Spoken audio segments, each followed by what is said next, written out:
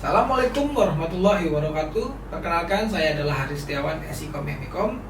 Saat ini saya bertugas di program studi ilmu komunikasi Vkom UIR sebagai dosen tetap.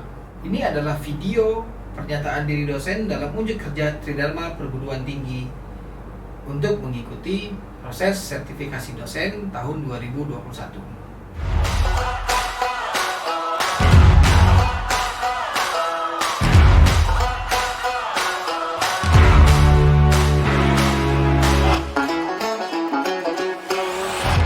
Sejak diangkat menjadi dosen tetap pada Prodi Ilmu Komunikasi Fakultas Ilmu Komunikasi Universitas Islam Riau, saya telah membangun aktualisasi keilmuan pada kajian komunikasi massa dan komunikasi pemasaran, fokus pada kajian-kajian penyiaran dan periklanan.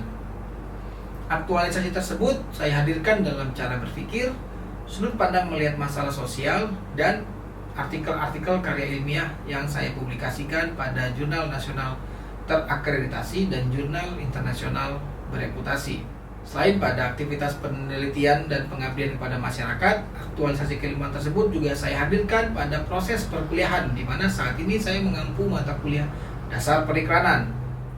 Proses perkuliahan dasar periklanan menggunakan metode DIA, yaitu Delivery, Interaction, dan Assessment.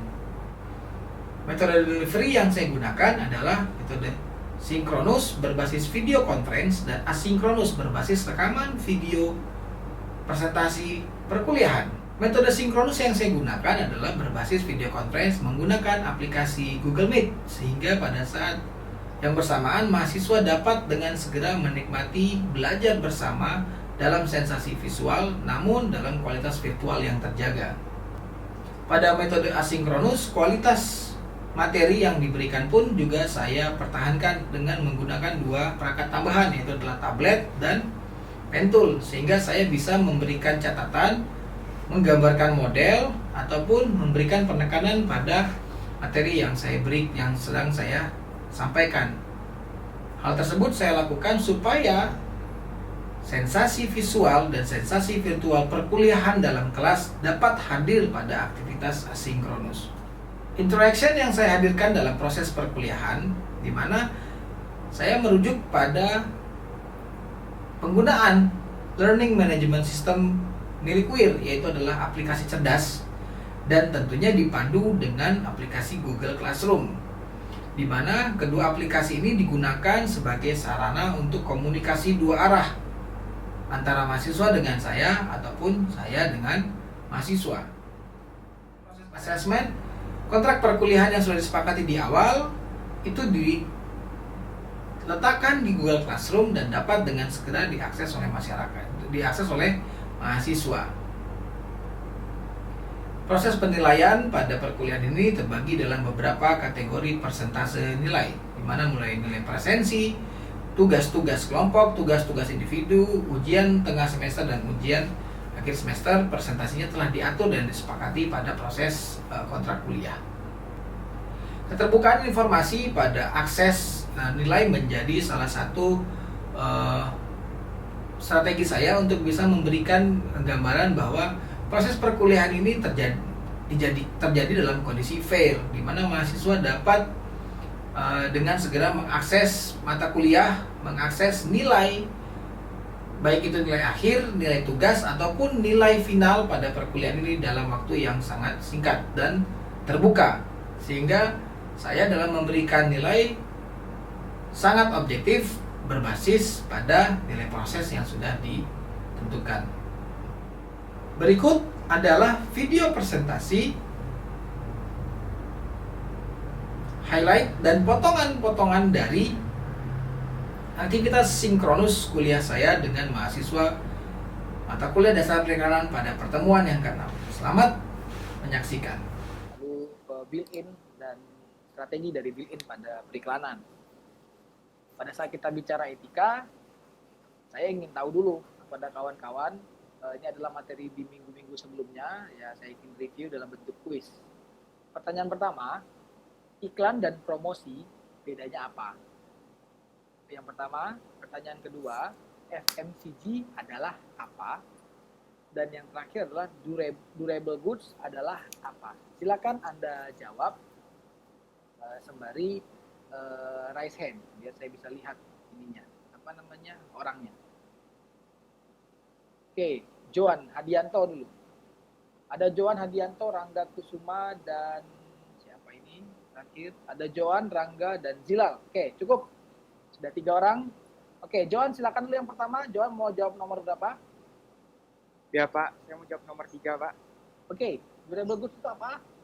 Durable goods itu adalah barang yang tahan lama Pak. Oke, contohnya apa ya?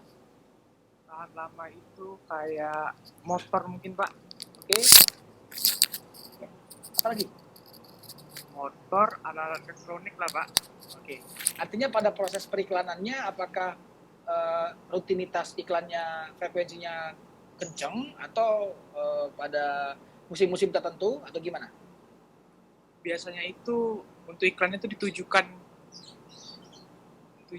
untuk apa ya?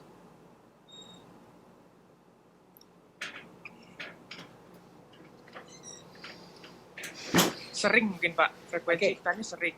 Kenapa harus sering dia? Karena banyak yang membutuhkan Pak. Oke, walaupun dia durable tapi dia dibutuhkan ya. Iya Pak. Oke, terima kasih Rangga. Johan. Berikutnya Rangga. Ya Pak. Silakan Rangga. Nomor 1 Pak, Apa itu? Bedanya iklan dan promosi. iklan dan promosi. Kalau iklan itu jangka panjang Pak, kalau promosi itu cuma jangka pendek. Oke, Bedanya. selain jangka panjang dan jangka pendek, di mana perbedaan iklan dan promosi? Kalau promosi itu kayak dia tuh mempromosikan untuk menjual. Kalau iklan dia cuma untuk kayak kampanye merek dia Pak, kayak mengkampanyekan untuk attention pembeli atau konsumen gitu Pak. Oh gitu. Oke. Selain dari pendekatan kampanye dan frekuensi, apa yang menjadi hal yang paling krusial perbedaan antara iklan dengan promosi? Yang paling mencolok bedanya di mana? Apa Pak? Boleh ulangin Pak? Selain dari kampanye dan frekuensi periklanan, apa bedanya yang paling kontras antara iklan dan promosi? Yang paling mencolok itu bedanya di mana? Yang paling mencolok itu di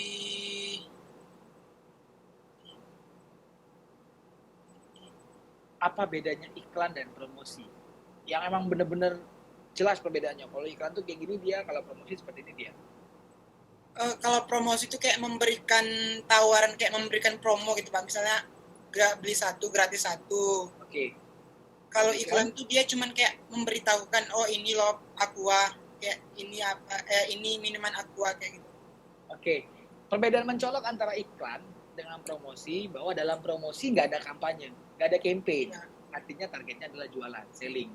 Kalau dia iklan, itu ada campaign, ada kampanye yang disampaikan. Makanya pesan-pesan komunikasinya lebih sifat persuasif kalau yang iklan, karena memang ada campaign yang dihadirkan. Oke, mantap Rangga. Berikutnya, terakhir ada Johan. Tadi siapa tadi tuh? Terakhir Zilal ya? Sudah Pak, mau jawab nomor 1 tadi Pak. Udah, berarti silakan. 1 pertanyaan lagi. Nomor 2 yang belum terjawab. Silakan, siapa yang mau jawab? Ada Faisal Azam. Silakan Faisal. Bentar Pak. Sebutan seru nih kayaknya. Saya Pak. Oke, Tiarami yang ready Itu nih. Oke, itu Pak. Saya Pak. aktifin kameranya Oke. Faisal. Saya nggak bisa lihat mukamu. Jangan kamu lagi baca. Nggak boleh baca dong. Sorry Pak, saya lagi agak kurang sehat makanya. Oke, nggak apa-apa. Santai. FMCG itu adalah fast moving consumer good Pak. Apa itu?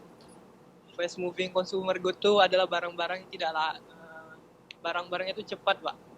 Apa cepatnya ngapain? Cepatnya kayak mana ya saya bilang. Contoh barangnya lah Pak, contoh barangnya Indomie, permen karet. Soalnya Oke. dia dijualnya cepat gitu Pak di retail itu. Oke, bisa tolong dilengkapi Mutia? Apa FMCG atau FCG? Ada yang bilang fast moving, ada yang bilang fast forward. Iya, Apa? FMCG itu barang yang pergerakannya sangat cepat pada jual belinya Pak. Itu terdapat pada barang konsumen yang termasuk dalam jenis iklan konsumen itu Pak. Kan misalnya kayak sabun, deterjen, makanan apapun lah Pak, kan cepat habisnya kan Pak, itu langsung cepat produksinya. Mantap. Pada nyontek nih kayak ini. Ya, benar. Artinya consumer's good itu adalah FFCG adalah fast moving consumer's good, artinya adalah barang-barang yang sifatnya diiklankan sebagai satu buah kebutuhan pokok. Artinya perputaran barang itu di retail, di masyarakat cepat sekali. Jadi iklannya perlu terus diedukasi. Sehingga iklan-iklannya hadir hampir dalam kegiatan kita sehari-hari. Oke, mantap. Saya ucapkan terima kasih untuk Anda yang sudah menjawab. Keren, jempol dulu lah kita. Nggak begitu kaku.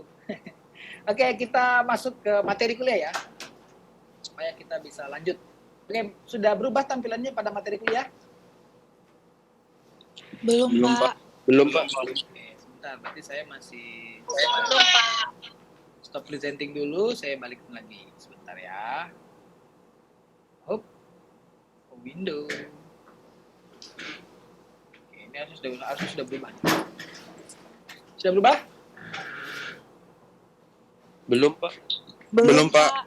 Masih yang tadi? Kuis. Iya, Pak, masih yang tadi, Pak. Enggak, maksud saya sudah berubah ke PowerPoint kan? Udah, Pak. Oh, oke. Oke. Ini sudah PowerPoint? Udah, Pak. Udah Pak. Oke, kita lanjut. Dalam periklanan, tadi sudah kita bicarakan soal terkait FFCG, lalu ada durable goods, ada apa namanya tadi, bedanya iklan dan promosi. Semua aktivitas komunikasi dalam periklanan itu ada regulasinya. Ada hukum yang mengatur. Nah, proses hukum itu ada yang sifatnya tertulis dan ada yang sifatnya tidak tertulis. Pada saat kita bicara hukum tertulis, berarti kita bicara hukum formal, undang-undang, peraturan pemerintah, dan seterusnya. Ada hukum-hukum yang semi formal, artinya ini adalah kontrak-kontrak yang kita sepakati, dan terakhir adalah etika. Ini adalah sebuah regulasi dalam periklanan yang memang harus disepakati dan diikuti oleh semua baik praktisi periklanan, produk yang beriklan ataupun media yang mengiklankannya. Selain hukum yang bersifat tertulis, ada juga hukum yang bersifatnya tidak tertulis, yaitu adalah pengawasan sosial. Nah, ini juga menjadi satu buah perhatian bagi pelaku periklanan, karena memang iklan tersebut tidak saja cuma dipantau oleh pemilik merek, pemilik brand, pemilik uang, ataupun pemilik media periklanan, tapi juga dipantau oleh masyarakat. Artinya iklan tersebut bisa saja diterima sebagai sebuah pendekatan sosial yang baik, atau bisa saja ditolak sebagai sebuah masalah, atau sebagai sebuah kampanye negatif. Nah, ini fungsi pengawasan sosial sangat kuat di sini. Contoh ada beberapa banyak kita lihat iklan-iklan ya iklan-iklan produk yang cukup mengganggu gitu ya, misalnya menggambarkan sensualitas, menggambarkan tidak untuk usianya, menggambarkan aktivitas yang cukup berbahaya bagi anak-anak. Nah, iklan tersebut tentu saja punya masalah pada kehidupan sosial dan memberikan efek yang negatif. Nah, itu yang menjadi satu buah teguran bagi para pengiklan untuk bisa masuk kepada pengawasan yang sifatnya tertulis. Nah, proses pengawasan tersebut dari masyarakat ini bisa dinaungi oleh lembaga-lembaga yang khusus memperhatikan masalah-masalah pada aktivitas periklanan, misalnya Omnibus Law, KPI atau KPI di Riau. KPI itu Komisi Penyiaran Indonesia, atau kalau kita di Riau itu Komisi Penyiaran Indonesia Daerah Riau. Regulasi yang sudah saya sampaikan barusan. Selanjutnya, sebagai sebuah hukum formal, periklanan juga diatur dalam Undang-Undang Penyiaran 2002, lalu ada Undang-Undang Perlindungan Konsumen tahun 1999 nomor 8. Lalu juga diatur dalam Peraturan Menteri Kominfo tahun 2008 serta Pedoman P3I. P3I ini adalah Persatuan Perusahaan Periklanan Indonesia. Nah, pedoman ini link-linknya, pedoman ini bisa menjadi acuan dalam memproduksi iklan, dalam menciptakan konsep kreativitas iklan, dalam memilih lembaga periklanan dan memilih target atau segmen massa yang akan dituju oleh aktivitas periklanan tersebut. Lalu sebagai sebuah hukum semi formal, periklanan juga terlibat pada kontrak-kontrak kerjasama antara media periklanan, lembaga yang beriklan atau produk, dan pemilik modal atau pemilik yang punya uang gitu kira-kira. Nah, kontrak periklanan tersebut hadir dalam 4 model, yaitu adalah kesepakatan pembelian ruang iklan di koran, jam tayang di radio atau televisi. Pembelian ini artinya maksudnya bukan korannya dibeli ya, tapi ruangnya yang dibayar. Kalau Anda lihat koran, misalnya ada koran, baca koran gitu ya. Hari ini masih pada baca koran nggak sih? Udah nggak ya? Halo? Jarang, Pak. Baca Line Today, Pak. Baca Line Today. Baca dari HP, Pak. Oke, nah, misalnya kolom-kolom koran gitu ya. Nah, ada iklan di sini nih. Nah, kalau koran itu kan sifatnya ada kolom ya, jadi ada tulisannya itu berkolom-kolom kayak gitu. Nah, kolom ini yang harus diisi oleh tulisan diganti oleh iklan. Nah, kolom ini yang dibeli oleh pemilik modal atau pemilik produk ataupun agensi yang ngurusin periklanan di koran. Kalau jam tayang di radio dan televisi itu yang kita dengar setiap hari. Kalau nonton TV, jeda antara segmen 1 ke segmen 2 itu ada namanya TVC, television komersial, artinya iklan. Jadi antara itu yang spot itu yang dipakai untuk memasukkan iklannya. Jadi kalau misalnya program di televisi itu durasinya 30 menit, 30 menit.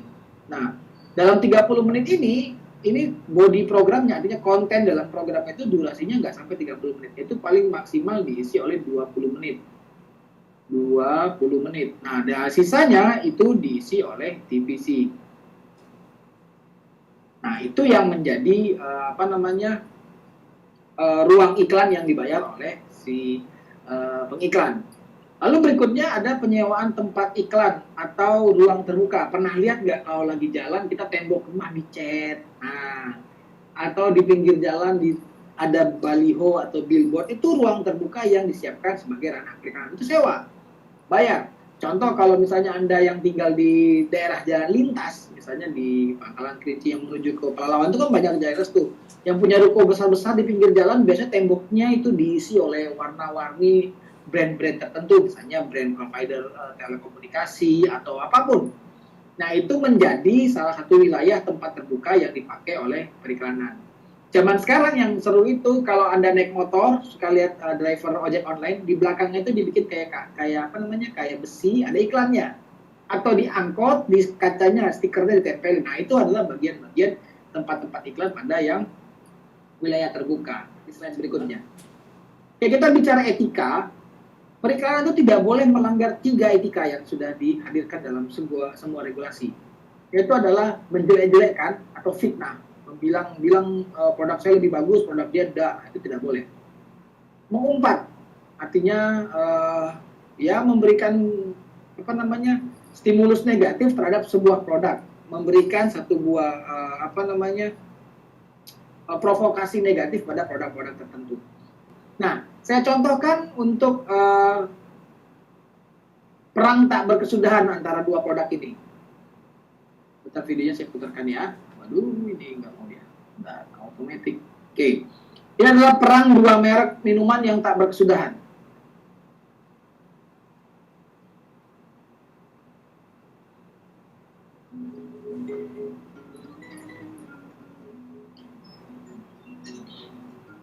Lalu dibalas juga dengan Coca-Cola, pilih iklannya.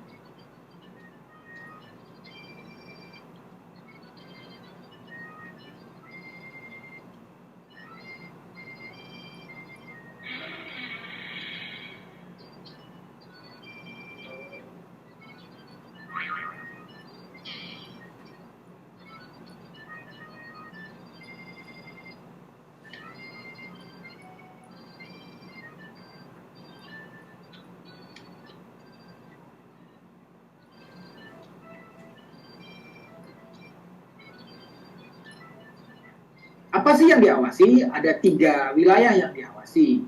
Yang pertama adalah produk. Yang pertama diawasi adalah produk.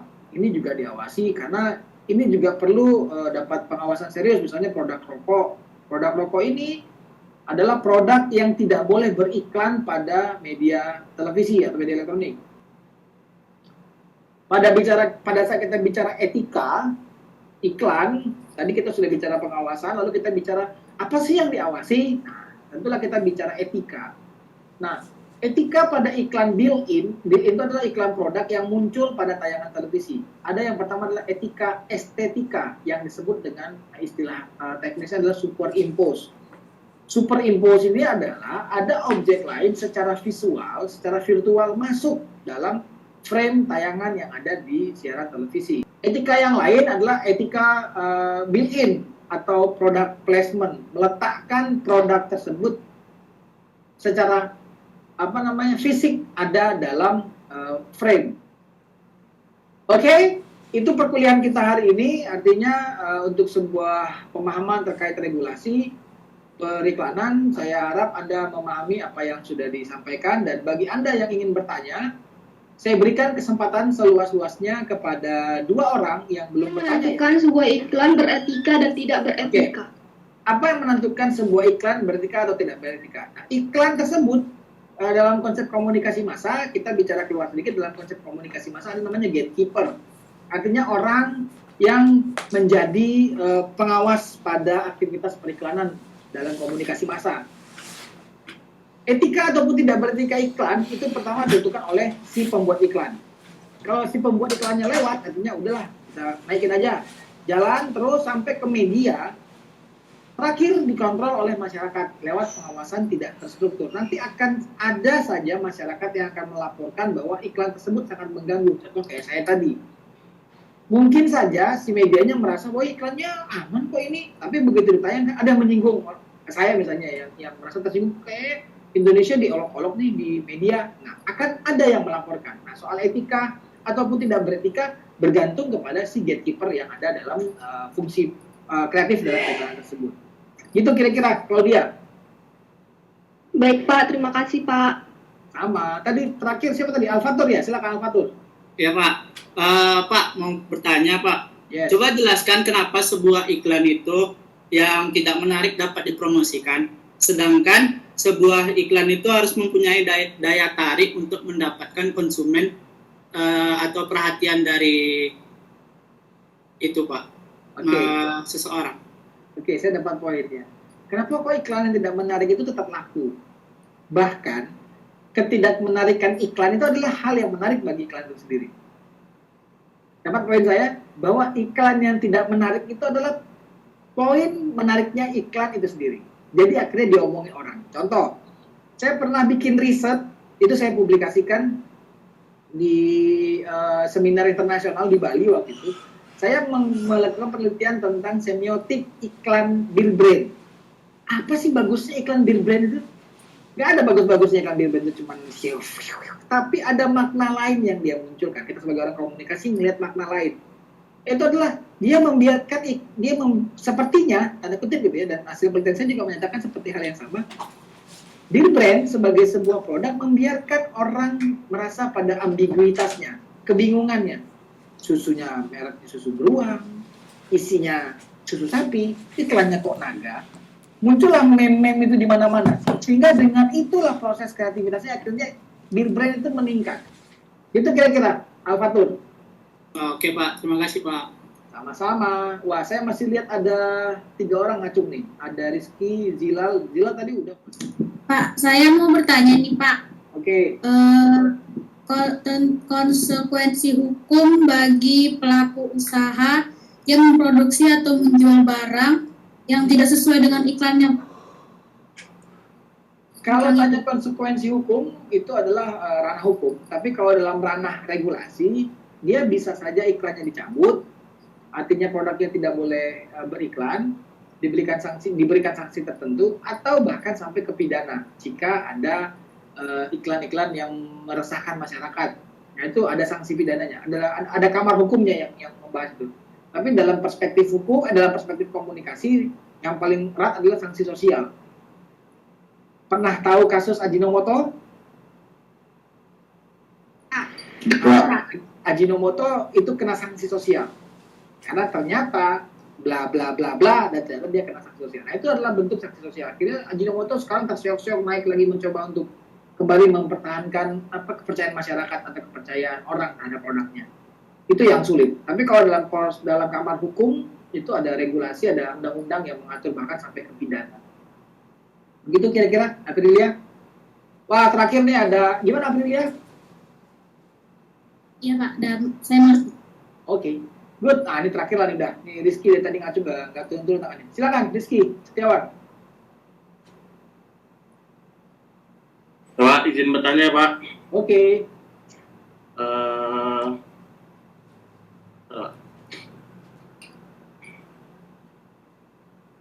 Ini mungkin agak melenceng sih Pak dari pertanyaan saya gini Pak. Bagaimana pemasaran tanpa membicarakan atau mempromosikan produk atau layanan kita membantu kita menciptakan prospek dalam penjualan Pak? Pertanyaanmu seperti orang ekonomi sekali. Ini pertanyaan anak ekonomi, tapi saya coba jawab. Artinya pada saat kita bicara pemasaran, iklan adalah bagian dari aktivitas pemasaran. Bagaimana caranya pemasaran tanpa harus apa tadi? Tanpa membicarakan atau mempromosikan. Oke, bagaimana proses pemasaran tanpa harus mempromosikan? Aktivitas marketing dan aktivitas promosi itu dua hal yang berbeda. Dalam kajian akademisnya, marketing itu dikenal dengan istilah bauran pemasaran atau marketing mix. Ada 4, produk, place, promotion, dan price. Ada produk, ada place, tempat barang itu ditaruh, ada price, ada harganya berapa, dan terakhir ada promotion. Artinya promotion itu bagian dari marketing, tapi dia nggak sama. Boleh nggak sih Pak kalau dia bikin pemasaran tapi nggak bikin promosi? Boleh nggak? Boleh. Buktinya Apple nggak pernah bikin periklanan, nggak pernah bikin promosi buy one get one. Sementara produk lain, ya let's say misalnya Vivo, Oppo, dan yang lain tuh berjuang untuk bikin jual-jualan gitu. Sementara Apple nggak pernah tuh. Apple biasa aja dengan iPhone-nya biasa aja, periklanannya tidak begitu masif, nggak agresif, pemasarannya pun biasa, tapi orang ngantri. Padahal ada variabel lain di antara pemasaran dan promosi, yaitu adalah produk. Dari 4 tadi, ternyata ada variabel lain, itu ada produk. Nah, jika produknya memiliki kapasitas yang baik dan diterima oleh masyarakat, maka tanpa melakukan periklanan ataupun pemasaran pun, masyarakat akan mencarinya. Tapi apakah semua produk bisa melakukan proses seperti itu? Nah, itu yang belum bisa diterapkan pada semua produk. Karena tidak semua produk memiliki kualitas yang sama. Dan tidak semua produk bisa diterima oleh masyarakat. Begitu, kira-kira Rizky Setiawan?